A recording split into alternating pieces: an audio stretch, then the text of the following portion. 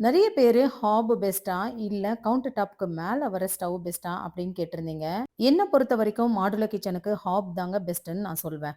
ஸ்டவ்வ சுத்தி ரப்பர் குடுத்திருப்பாங்க. அதனால தண்ணி லீக் ஆகி கேபினெட்ஸ்க்கு உள்ள போயிடுமோ அப்படிங்கிற பயமே நமக்கு இல்ல.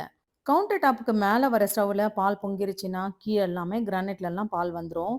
கிளீன் பண்றதுக்கு ரொம்பவே கஷ்டமா இருக்கும். ஆனா இந்த ஹாப்ல அந்த மாதிரி பிரச்சனை கிடையாது. பால் பொங்கி விழுந்தாலும் இந்த இடத்திலேயே தான் தேங்குமே தவிர, உள்ள எங்கேயுமே நமக்கு லீக் ஆகாது. இந்த ஸ்டவ்ல இருக்கிற டிஸ்அட்வான்டேஜ் வந்து, ஸ்டவ்ல ஏதாவது ப்ராப்ளம் வந்து வேற மாத்தணும்னு நெனச்சோம்னா, இதே மெஷர்மென்ட்ல இருக்கிற வேற ஒரு ஸ்டவ் தான் நம்ம வாங்க வேண்டியிருக்கும். ஸ்டவ் கீழ பார்த்தீங்கன்னா, ஃபுல்லாவே கவர் ஆகியிருக்கும். அதனால எந்த விதமான பயமும் நமக்கு இல்ல.